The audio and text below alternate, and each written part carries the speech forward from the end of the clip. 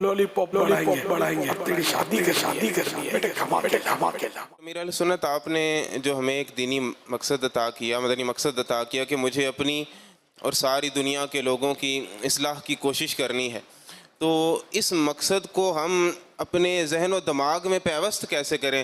اپنے علاقے میں برائیاں دیکھ کے ایک کڑن پیدا ہوتی ہے، لیکن کسی اور علاقے میں مدنی قافلے میں چلے گئے یا کوئی اسی طرح کا موقع ملتا ہے تو 3 دن رہنا وہاں پہ، نارملی یہ ہوا کہ جدول چلایا اور پھر واپسی کی ترکیب ہو گئی، تو اس علاقے میں جو برائیاں ہیں ان کو دیکھ کے دل میں کڑن پیدا ہو، تو اس طرح کی سوچ کس طرح ہماری بنے حضور؟ سبحان اللہ۔ اس میں یہی ہے کہ 12 دینی کام جو دعوت اسلامی کے مرکزی مجلس شورا نے ہمیں دیے نا، یہ مخصوص دینی کام ہے، تو اس میں بہت ساری اسلام کی خدمت کا طریقہ کار موجود، تو اگر ان کو صحیح طریقے سے اصولوں کے مطابق اگر آپ لے کے آگے بڑھیں گے نا، تو جو سوال کیا گیا نا، انشاءاللہ اس طرح کے نتائج حاصل ہوں گے، ورنہ مطلب یہ کہ بہت مشکل ہے۔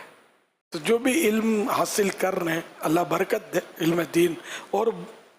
زیادہ آپ کو ملے، لیکن ساتھ میں اپنے آپ کو دینی کام کا عادی بھی بنانا ہوگا، کہ بعض وہ خیال ہوتا ہے کہ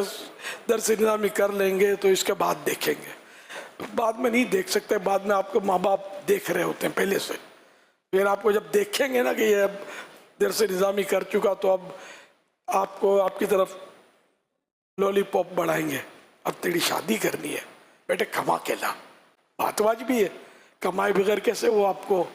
تو اب یہ کہ پھر آگے آپ سمجھ جائیں۔ تو اگر آپ شروع سے دینی کام کرنے کے عادی رہے ہوں گے، مدنی قافلوں کے مسافر بن کر آگے بڑھتے چلے گئے ہوں گے، نیک اعمال کے مطابق زندگی گزارنے کی عادت بنائی ہوگی، تو کڑن بھی ہوگی، مدنی قافلوں میں کڑن ملتی ہے، جا جا کر جب لوگوں کی بے عربی بندہ دیکھے گا تو دل چوٹ تو کھائے گا نا، کہ وہ یہ حالت ہے مسلمانوں کی۔ تو اس طرح مطلب یہ کہ انشاءاللہ دین و دنیا میں دونوں میں ترقی کریں گے، آخرت کے معاملات میں اور بہتری آئے گی، امت کی اصلاح ہوگی، ورنہ اگر ساری مطلب یعنی کہ جو درس نظامی کر چکے اب وہ کوئی نیکی کی دعوت کا کام کرے ہی نہ، دعوت اسلامی کا کام ہی نہ کرے، سپوز کریں، آپ بتائیے کہ آپ کے جامعۃ المدینہ کا ہی اگر آپ کا ذہن ہے تو ان کی تعداد بڑھے گی کہ کم ہوگی؟ تو بڑھے گی بھی اسی صورت میں نا کہ دعوت اسلامی کا کام بڑھے گا، تو یہ بھی آپ کا کام بڑھے گا، تو یوں مطلب دعوت اسلامی کا کام بڑھنے کے لیے آپ کو آگے بڑھنا پڑے گا، اور اسلامی بھائیوں کے ساتھ مل جل کر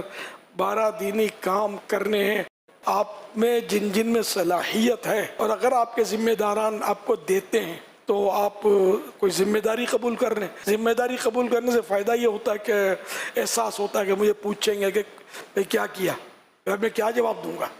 تو چلو یار، تو یوں کچھ کام کرنے کا، پھر جب کام کرنے کا ذہن بنے گا، کام کریں گے تو مزید عادت پکی ہوگی آپ کی، اور اس طرح مطلب یہ کہ آخرت کے فوائد بڑھتے چلے جائیں گے۔ یہ سب کے سب جتنے بھی درس نظامی کیے ہوئے، یہ مہربانی کر کے اپنا ذہن بنائیں